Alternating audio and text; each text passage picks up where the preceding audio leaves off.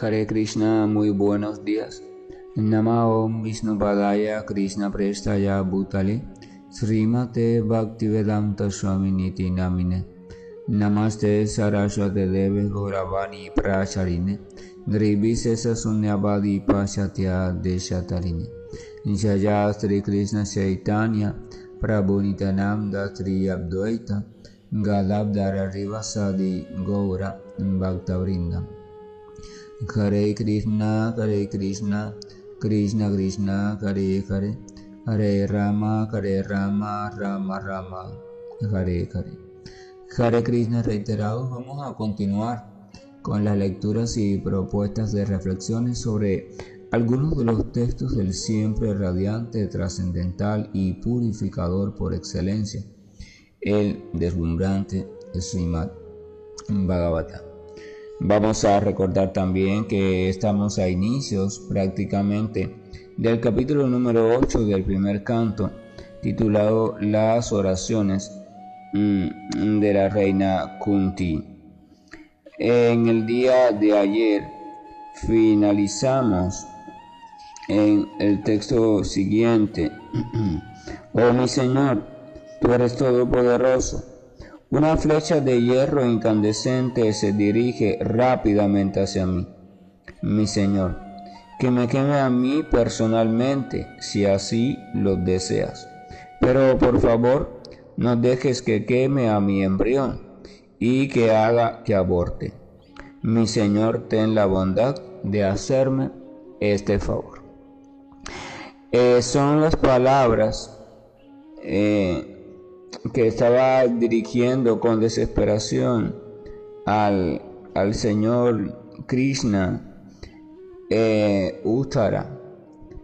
Uttara llevaba en su vientre el último descendiente de los pandas, o sea, el último heredero después de la muerte de los 5 niños pandas. Ella estaba embarazada y llevaba entonces en su vientre a un nieto de los Pandavas, hijo de su esposo Abhimanyu, que fue muerto en la batalla. Así que quedaba, por decirlo así, todavía un retoño allí formándose que iba a garantizar que la familia Pandava siguiera su linaje. Claro, eso Ashwatthana, cuando mató a los niños Pandavas, él no lo sabía. Entonces parece que ella percibió algo, venía un peligro inminente hacia ella, principalmente hacia su vientre, para matar al feto, y entonces ella buscó ayuda en el Señor Supremo, o sea, en el Señor Sri Krishna, quien en ese momento estaba allí actuando como un ser humano ordinario y haciendo también el papel de familiar de los Pandavas.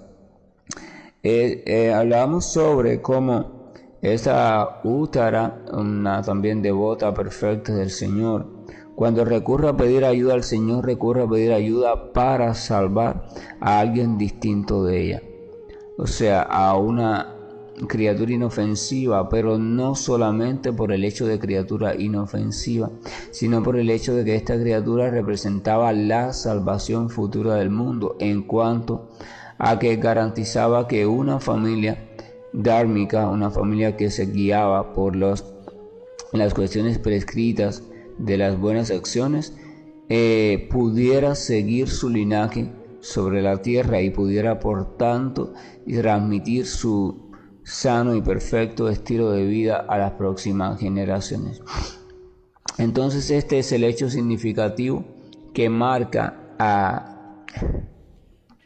ese embrión que está creciendo en el vientre de Uttara.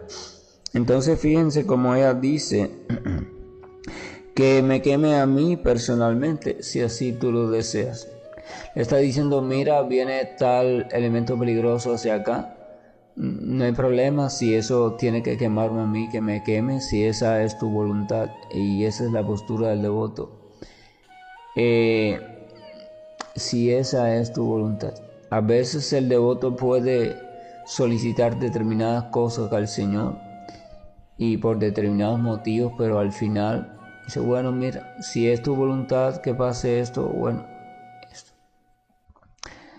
Eso es un tema siempre disyuntivo porque no significa que el devoto no hace nada con respecto a las situaciones de sufrimiento. Él hace lo que está establecido en su tiempo, en su época y en su cultura que haga.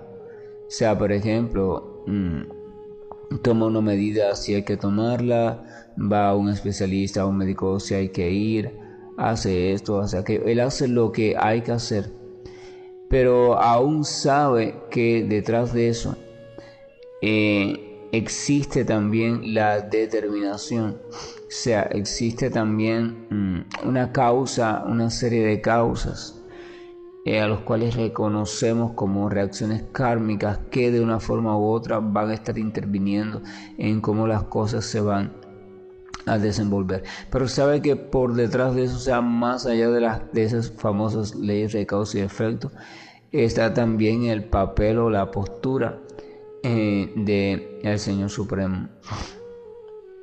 A ese tema le vamos a dedicar después una llamada específica, por eso no voy a ahondar mucho en él porque si no se va a ir todo el amanecer espiritual. Entonces el texto número 11 dice: Sutta Goswami dijo, habiendo escuchado pacientemente las palabras de ella, el Señor Sri Krishna, quien es siempre muy afectuoso con sus devotos, pudo de inmediato entender que Ashwatan, el hijo de Dronacharya, había lanzado el Brahmastra para acabar con la última vida de la familia de los Pándavas. Y sale de nuevo a reducir el nombre de Ashwatan. Ya había perpetrado un crimen que era quíntuple, 5 niños al mismo tiempo, muertos. Había sido capturado, había sido enjuiciado, disculpen, con rectitud, pero de acuerdo a las normas de las leyes prescritas y basado en la misericordia de las escrituras y de los Pándavas, fue liberado. O sea, se le cortó el cabello, la joya que tenía en el cabello, y fue liberado respetando que era familiar de un brahmana, aunque no se comportaba como tal. Pero aún así parece que Ashwatan se quedó medio resentido. Y esto es una de las cuestiones que el por qué la literatura védica a veces apoya, que cuando se encuentre que alguien no va a, por lo menos en los tiempos cercanos, no va a cambiar su comportamiento, y ese comportamiento está causando y ha causado muchos daños a la humanidad y sobre todo a personas buenas, entonces la literatura védica aprueba que se interrumpa esa vida, o sea, que sea inmediatamente matado, para evitar esto, o sea, para evitar que reincida. Hay también un texto de la literatura que explica, dice que hasta los sabios se alegran cuando una serpiente venenosa es matada. En ese texto al Señor se le atribuye otra de sus cualidades más importantes que se menciona aquí bajo la palabra combinada en sánscrito de Bhakta Vatsala. Bhakta Vatsala, o sea, se refiere a que alguien que es muy misericordioso, muy amistoso o amigable, que tiene cierta condescendencia con Bhakta, o sea, con aquellos que están practicando el servicio devocional. Entonces dice Bhagavan Bhakta Vatsala. O sea, Bhagavan se refiere al Señor Supremo, quien es muy misericordioso con sus devotos. Por eso se le llama también el buen amigo. Por eso en la traducción dice que el Señor Krishna, quien es siempre muy afectuoso con sus devotos,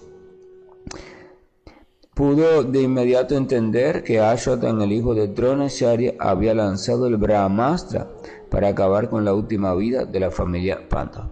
Parece que Ashwatan, cuando estuvo en el campamento que lo enjuiciaron, se pudo dar cuenta de algún modo, claro, tenía también sus capacidades, ¿no?, de algunos poderes místicos, de algún modo que Uttara estaba embarazada, y entonces él pudo comprender que había un hijo de Abhimanyu en el vientre de ella y por tanto un heredero de los Pándavas, así que su misión de acabar con los herederos estaba incompleta. Y entonces al ser liberado, se aprovechó de esa misericordia que tuvieron con él. Y cuando estaba un poco alejado del campamento, convocó de nuevo a la arma Brahmastra con los mantras específicos y la lanzó específicamente contra el feto. Vamos a recordar que el arma Brahmastra es un arma que se convoca a nivel de mantras védicos, que aparecen también en la literatura védica en la sección destinada a los mantras, y que tiene una peculiaridad, y es que el arma Brahmastra, como es convocada por mantras védicos, tiene tanto una convocación, una convocatoria, así como una instrucción de tipo mental. O sea, a veces, por ejemplo, comparábamos Brahmastra con un arma nuclear por su potencia, aunque es más potente que el arma nuclear. Pero cuando usted activa un arma nuclear, esta arma nuclear simplemente afecta a todo el que esté en su radio de acción. Pero el Brahmastra en este caso, no. El Brahmastra puede ser dirigido específicamente a un blanco determinado, y él simplemente va a ir a afectar a ese blanco, esté donde esté, se esconda donde se esconda, y no va a afectar a nada, ni siquiera a lo más cercano a ese blanco, cuando es convocado de esa manera, o sea, específicamente. Entonces Ashwatthama había convocado su Brahmastra y al parecer lo había puesto en marcha para afectar específicamente al feto que estaba dentro del vientre de Uttara, o sea, para acabar, porque ese niño es el que va a ser posteriormente el gran rey Maharaj Parishi, o el defensor de el Dharma. Entonces esa es la situación. Ahora podemos comprender por qué Uttara está tan asustada. O sea, el Señor lo comprende perfectamente. Fíjense que empieza diciendo, habiendo escuchado pacientemente las palabras de ella. El Señor Sri Krishna dice que pudo de inmediato entender lo que estaba sucediendo. A veces vemos en la literatura védica, ¿no?, que hay confusión en interpretar las cosas, pero dice aquí que el Señor de inmediato pudo entender, porque la inteligencia de la suprema personalidad de Dios es completamente clara, siempre clara, ilimitada. Entonces el Señor, no hay nada oculto para Él, y Él pudo comprender. Él pudo con esas palabras, a través de esas palabras, comprender qué era lo que ella estaba sintiendo, qué era lo que estaba viendo, qué era lo que estaba avisorando. Y por tanto comprendió a qué se debía todo esto. El texto número 12 dice lo siguiente: O tú, Saunaka, el principal entre los grandes pensadores o munis. Los Pándavas, viendo que el deslumbrante Brahmastra se dirigía hacia ellos, empuñaron sus 5 armas respectivas. Cada uno de los Pándavas como guerreros, y los Pándavas, vamos a recordar, también eran hijos de diferentes semidioses, o sea, de personalidades muy elevadas, porque realmente el rey Pandu por él mismo no pudo tener hijos. Entonces su esposa, aconsejada por un sabio, consultó con él, o sea, con el rey Pandu, la posibilidad de que bajo ciertos rituales y mantras védicos podían propiciar que en el vientre de ella tuvieran acogida 5 hijos, o sea, consecutivamente, cada cierto tiempo de diferencia, por supuesto, engendrado por el poder o la presencia poderosa de algunos de los semidioses importantes. Por ejemplo, tenemos que Arjuna se explica que es hijo de Indra. Esto significa que cuando el sabio específico le explicó a la reina qué mantra debería hacer en cada momento y qué debería hacer y cómo deberían proceder ambos, rey y reina, o sea, Pandu y su esposa, para invocar la presencia de uno de estos semidioses. O sea, que Pandu, por decirlo así, fuera utilizado por uno de estos semidioses para engendrar un hijo en el vientre de la reina. Y así fue como los 5 Pándavas fueron engendrados por 5 potencias diferentes. Y por eso es que tenían también cualidades exacerbadas. Entonces, Dice que estos Pándavas esgrimieron sus respectivas armas, 5 armas. Cada uno de ellos tenía un arma específica que le pertenecía, que tenía en sí una parte del poder del semidios específico del cual ellos descendían. Entonces ellos, cuando vieron el peligro inminente, también esgrimieron sus armas, o sea, se pusieron en guardia para ver de qué manera podían defender al niño de este terrible acontecimiento. Incluso hasta ellos mismos se pusieron en guardia por si acaso había que defenderse, porque también ellos Ashwatan también quería acabar con todo lo que fuera Pándava, o sea, también quería acabar con ellos, sobre todo con el niño, pero con ellos también si era posible. Así que ellos eran conscientes de eso. Y cuando se enteraron que Ashwatan había activado el Brahmastra, entonces ellos en guardia, cada uno preparó su arma. Pero ya casi no quedaba tiempo. O sea, el Brahmastra ya estaba en camino, quedaba un momento pequeño. Entonces tampoco iba a dar mucho tiempo que los Pándavas empezaran a pensar cómo librarnos de esto. Aún así, como buenos guerreros, esgrimieron sus armas, ¿no? Pero ahí está. Entonces el Señor Krishna, conocedor de poco tiempo que había. Entonces el texto 13 dice lo siguiente: la todopoderosa personalidad de Dios, Sri Krishna, habiendo observado que un gran peligro acechaba a sus devotos puros, quienes eran almas totalmente entregadas, esgrimió de inmediato su disco Sudarshana para protegerlos. Eminentemente Krishna examinó la situación y comprendió que no quedaba tiempo para que ninguno de esos guerreros, por muy poderoso que fuese, se pudiera defender, ni pudiera defender tampoco a la futura criatura, pues ya el Brahmastra de Ashwatan ya estaba activado y ya estaba cerca de encontrar su blanco o sus blancos. Entonces él decide actuar. Aquí hay un asunto muy importante, porque el Señor, antes de la batalla de Kurukshetra, cuando lo fueron a ver para que participara de ella, él dijo que iba a participar, pero que no iba a combatir, no iba a participar como guerrero, sino como auriga, que no iba a esgrimir su arma, el arma específica del Señor.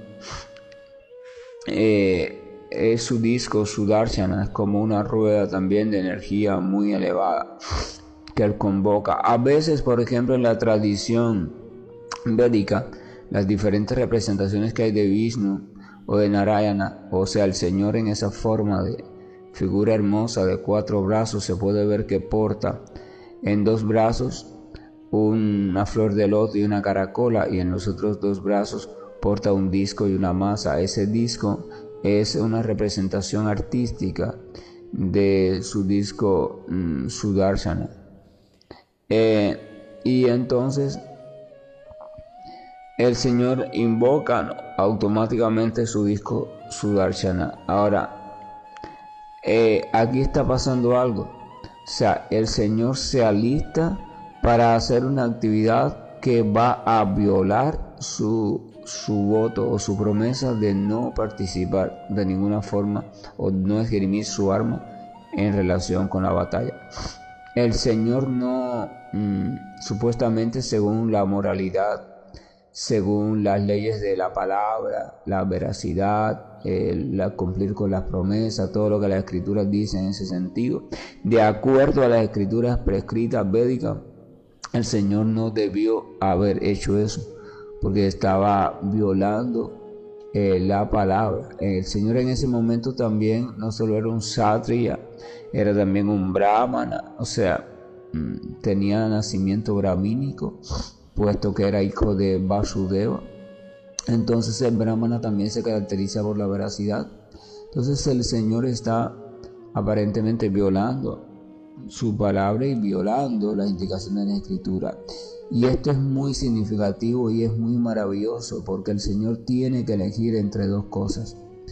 Tiene que elegir entre: o intervengo por mi devoto puro y echo a perder la supuesta imagen de moralista que mantiene siempre su palabra, que no la viola, o simplemente mantengo mi palabra y no defiendo mi devoto puro y mis devotos perecen.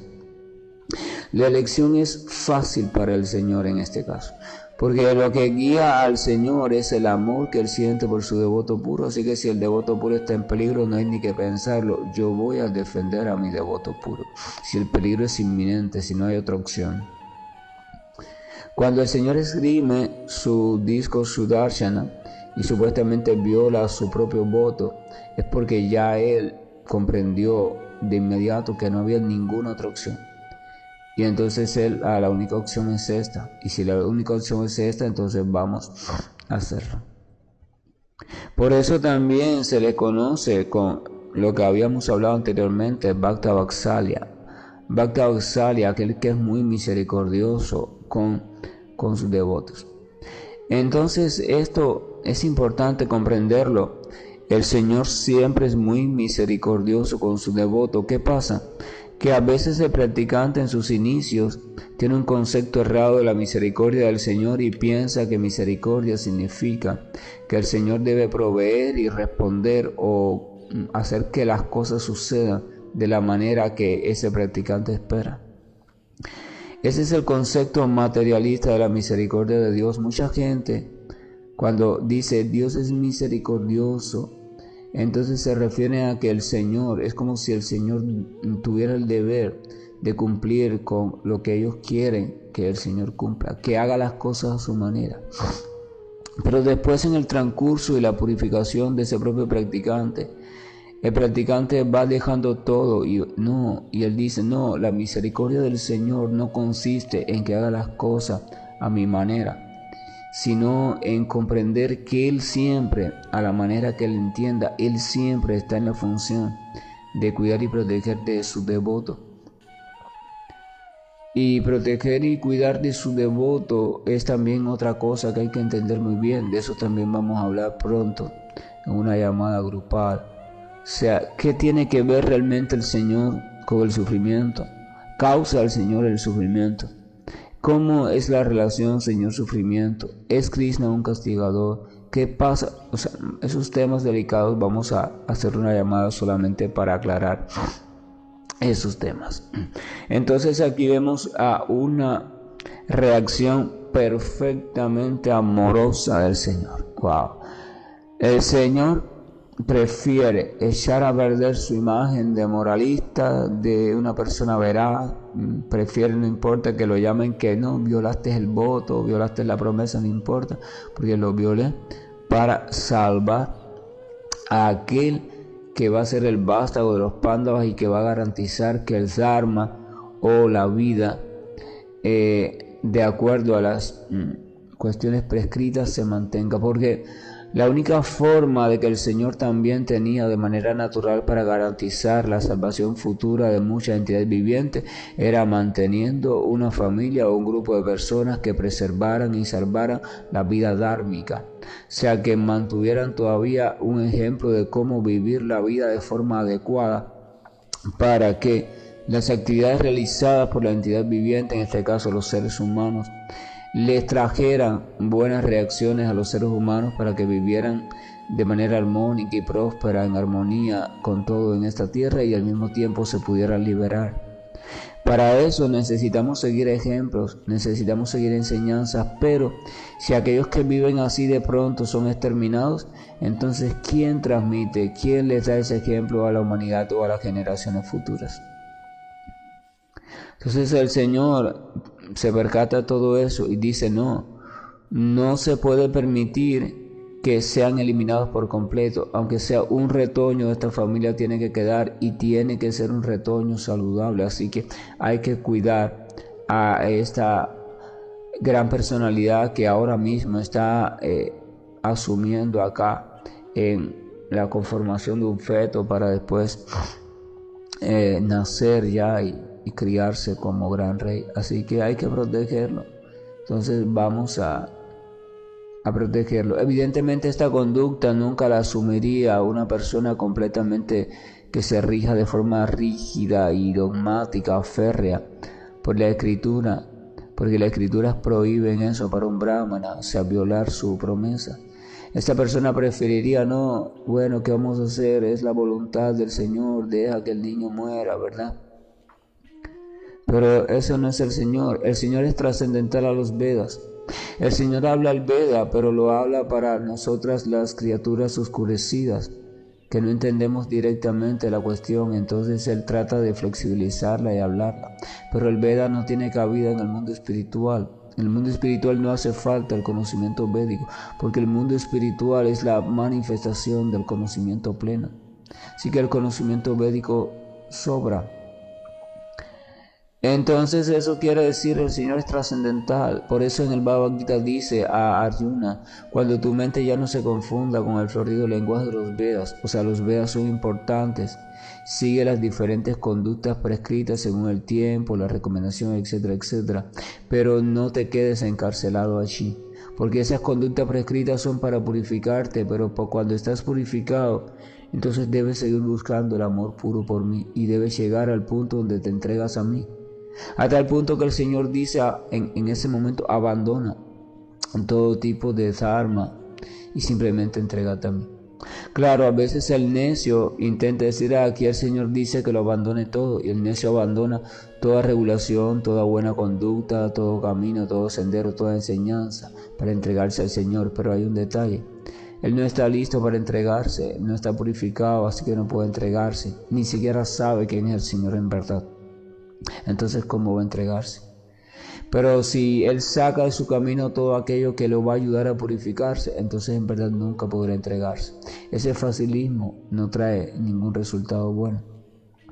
Pero ya cuando está purificado, y en el caso del devoto puro, el devoto puro tiene que trascender.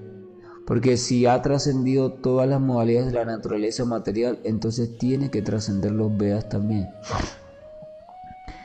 Y entonces si trasciende los Vedas, él no está sujeto por ninguna ley o regla de los Vedas. La única ley que sujeta al devoto puro es la ley del amor puro por su amado.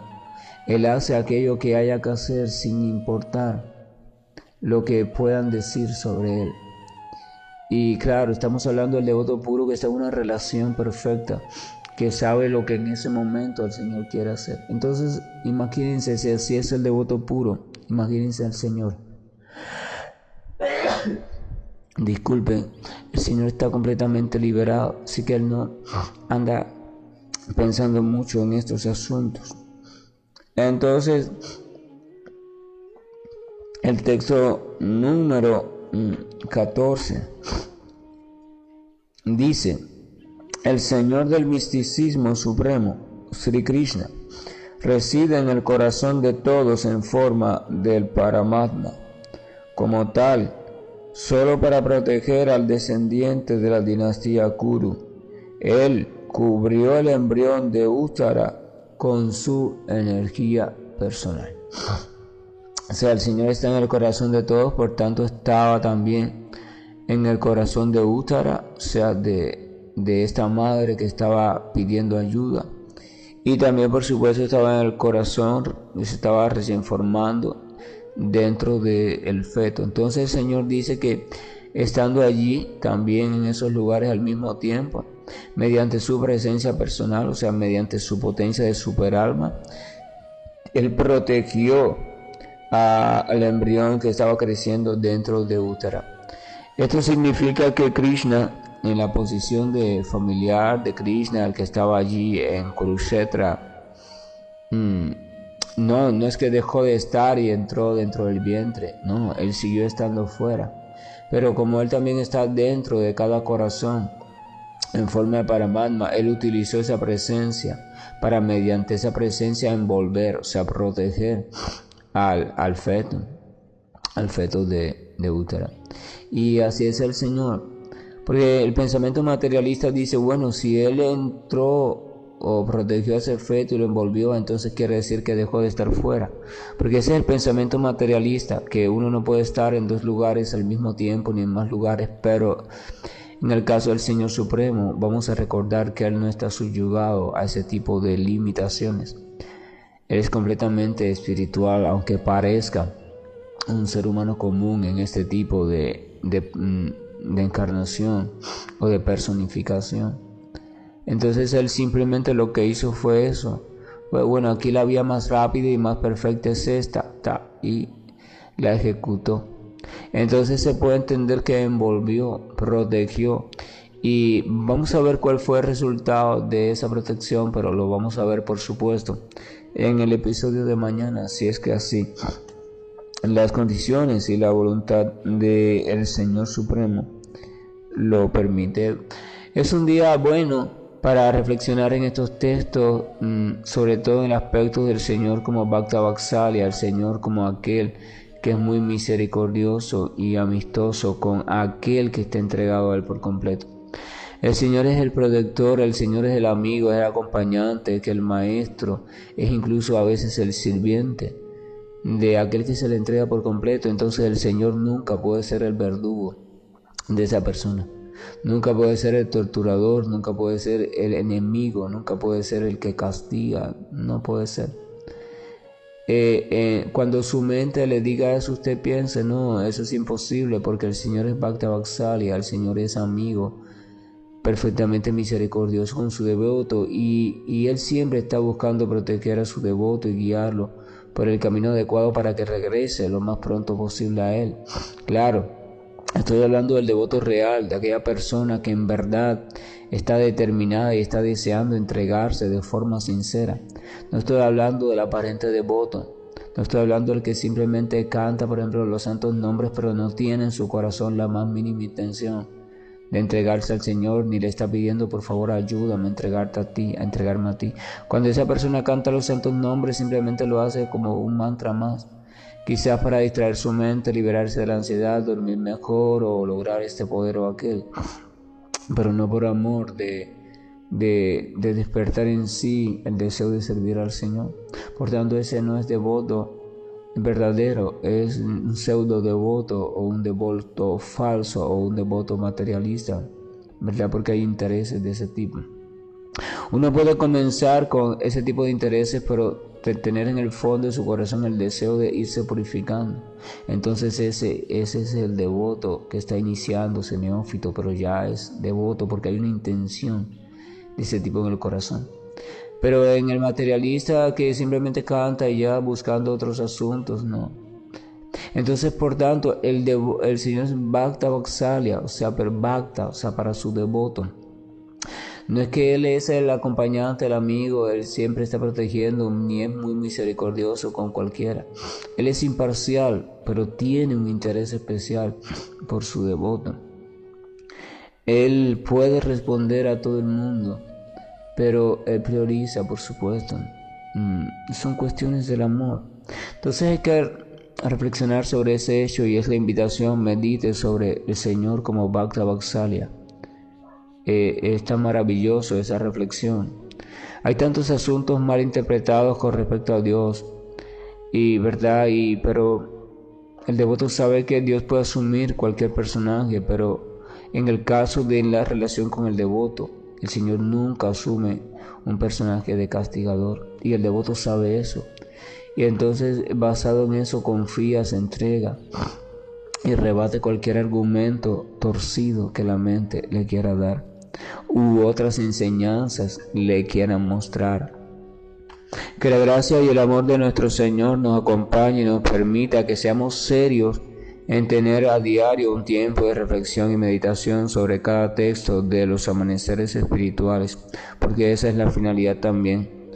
El amanecer espiritual tiene la finalidad de proveernos de ciertas ideas relacionadas al Señor, así como un enfoque lo más práctico posible para que podamos meditar, por tanto podamos reflexionar, recordar al Señor Supremo, y podemos después transmitir y compartir el fruto de esa reflexión con otras personas, y así le estaremos compartiendo de una forma u otra también la presencia del Señor Supremo. Si creamos ese hábito con seriedad en nuestra vida y abrimos nuestro corazón y mente a la transformación, entonces todo va a progresar de forma maravillosa en nuestro avance espiritual, o sea, el desarrollo de nuestro conocimiento y amor por Dios, que a fin de cuentas es aquello para lo cual está concebido esta forma de vida, como ser humano. Si no nos dedicamos a eso y si no meditamos sobre la importancia de hacer esto con esa vida, entonces simplemente la literatura explica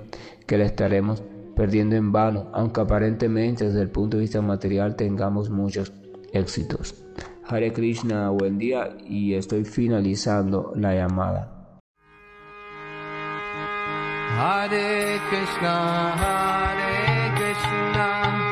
Krishna Krishna, Hare Hare, Hare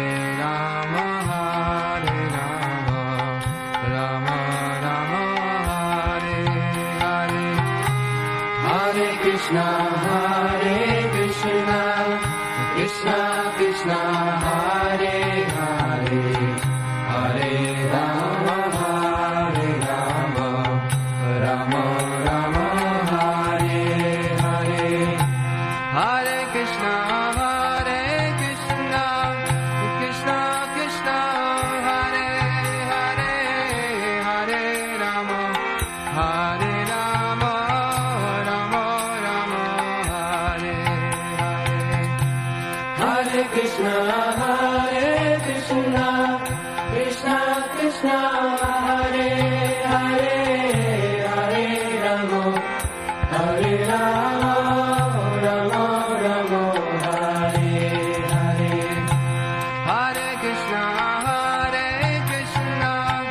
Krishna Krishna, Hare Hare, Hare Rama, Rama Rama, Hare Hare. Hare Krishna, Krishna Krishna, Hare Hare, Hare Rama, Rama Rama, Hare Hare. Hare Krishna, Krishna Krishna, Hare Hare, Hare Rama,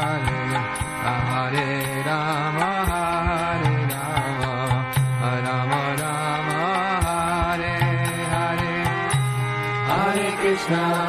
Hare Krishna, Krishna Krishna, Hare Hare, Hare